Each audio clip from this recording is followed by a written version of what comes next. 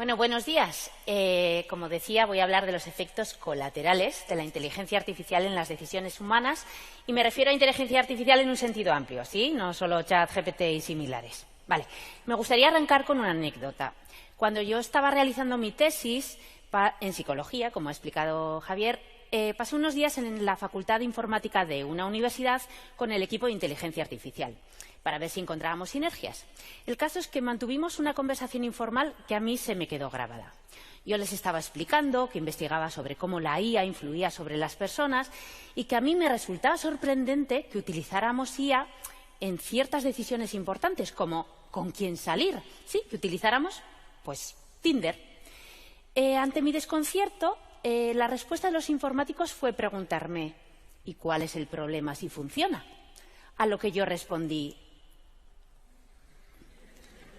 que no supe qué responder, porque la verdad es que sonaba bastante lógico. ¿Cuál era el problema si funcionaba?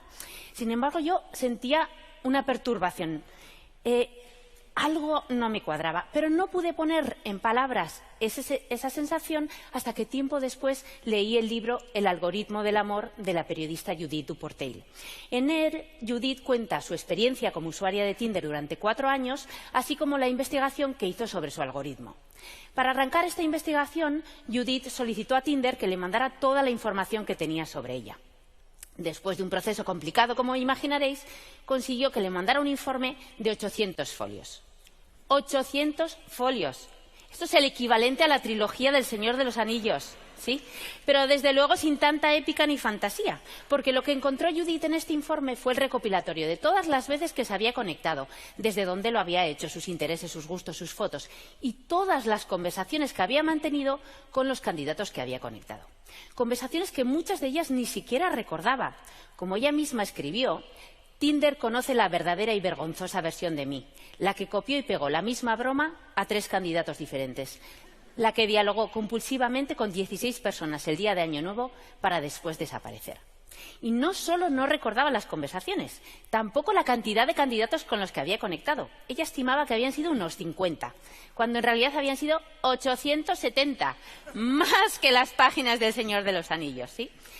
Lo que sí recordaba eran algunas conversaciones que de hecho hubiese preferido olvidar y sin embargo en el informe estaban plasmadas, como estas. ¿Tienes pinta de tener tetas grandes? Respóndeme. O hola Judith, me encantan tus fotos, ¿qué hay para cenar? Hello, hello, no respondes. Hey, ¿quieres hablar? Me aburro. Puta, de todas formas, estás muy gorda, chúpame la polla.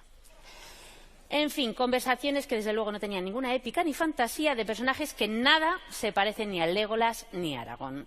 Corriendo un tupido velo, vamos por fin a hablar de los efectos colaterales de la IA en las decisiones, porque somos conscientes de que la IA nos afecta cuando la utilizamos, ¿sí? En el caso de Judith, pues recopilando todas esas conversaciones que luego ella ha olvidado o desgraciadamente recuerda, pero también ofreciéndole un espectro de candidatos con los que conectar que hasta ese momento pues no tenía acceso, sí, un efecto colateral positivo.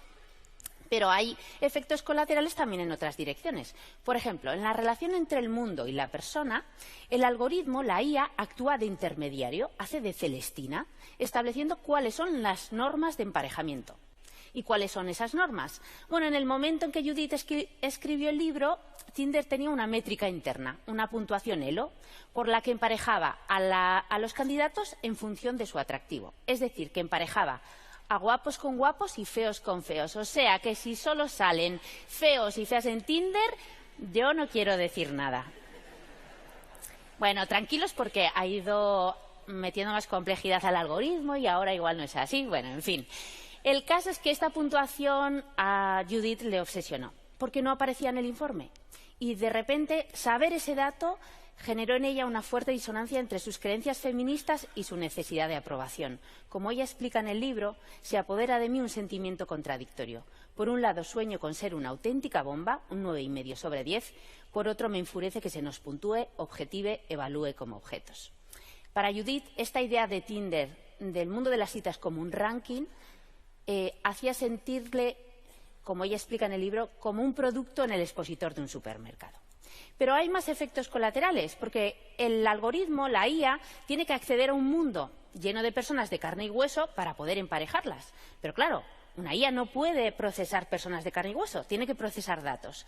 Así que esas personas tienen que autorrepresentarse en perfiles de candidatos. Por tanto, los perfiles no son personas, sino la simplificación de estas.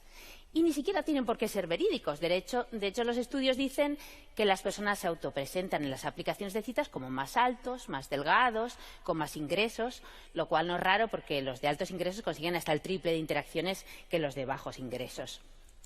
Peccata minuta estas mentirijillas si tenemos en cuenta la luz de perfiles falsos que inundan las aplicaciones de citas con intención de fraude. Aún nos queda un efecto colateral más, y es del humano hacia el algoritmo, hacia la IA, porque no vamos a esperar solo de forma pasiva que nos impacte. De hecho, algunos usuarios cansados de tener que tratar de ascender en el ranking de Tinder, pues lo que han hecho es buscarse atajos, como es el caso de este informático ruso que programó a ChatGPT para que interactuara en su nombre en Tinder con más de 5.000 mujeres, le concertara cosa de 100 citas, bueno, hasta que encontró a la que se convirtió en su esposa. Esposa que, por cierto, durante los primeros meses estuvo charlando con ChatGPT en lugar de con su actual marido. Las propias aplicaciones nos ofrecen herramientas para que modifiquemos nuestro comportamiento y usemos mejor los algoritmos. Por ejemplo, estos robots de IA con los que charlar y poner a prueba nuestras estrategias de ligue y que nos digan cómo son de efectivas. Todos estos efectos colaterales, como propone la experta en ética Olia Kudina, se dan en un viaje de ida y vuelta infinito. ¿Sí? Por un lado, las personas modificamos nuestro comportamiento al aproximarnos al mundo a través de la IA, pero a la vez el reflejo de ese mundo que la IA nos devuelve va a modificar nuestras creencias y comportamientos previos antes de comenzar de nuevo ese viaje. Así que, respondiendo a la pregunta de los informáticos, ¿cuál es el problema si funciona? Vale, ahora tengo una respuesta que no tuve en su día, primicia, y es que creo que la eficacia no lo es todo. Que funcione no es suficiente, ni en el mundo de las citas ni en cualquier otro ámbito de decisión humano. Por tanto, no debería ser la única medida que tengamos en cuenta para decidir si implementar una IA o no en un proceso de decisión, porque esta implementación va a acarrear una serie de efectos colaterales, tanto positivos como negativos, que tendríamos que tener en cuenta. Por otro lado, falta muchísima investigación. No hay evidencia suficiente ni sobre los efectos colaterales ni sobre la eficiencia, porque las aplicaciones de citas publican sus datos de uso, que no los de su eficacia. Por tanto, sabemos que se usan, pero no que funcionen, ¿sí? ¿Cuál es el problema si funciona? Pues que igual no funciona, ¿sí? Pero tampoco sabemos demasiado sobre los efectos colaterales. Tenemos experiencias personales, como la de Judith, o la de nuestro amigo que encontró el amor de su vida en Tinder, ¿no? Encuestas exploratorias, pero hay muy poquitos experimentos controlados. Como decía al principio, el foco de mi investigación es precisamente comprender cómo nos influye la IA en los procesos de decisión. Y lo que hemos encontrado hasta el momento en nuestro laboratorio es que la IA, si es altamente eficaz, puede contribuir al acierto en un proceso de decisión humano, pero también puede afectar a la confianza de los decisores humanos si se equivoca. Por tanto, la confianza sería un efecto colateral que tendríamos que estudiar y tener en cuenta. Cada vez vamos a tener más procesos de decisión con IA, así que creo que no se trata ni de abrazarla sin cuestionarla, ni de rechazarla por miedo a sus efectos colaterales. Creo que tenemos que empezar a investigar más y, desde luego, dejar de hablar solo en términos de eficacia o eficiencia para empezar a hablar, pues en términos más humanos, sobre cómo nos afecta no solo de forma colateral, sino de hecho de forma directa. Muchas gracias, Bilbao.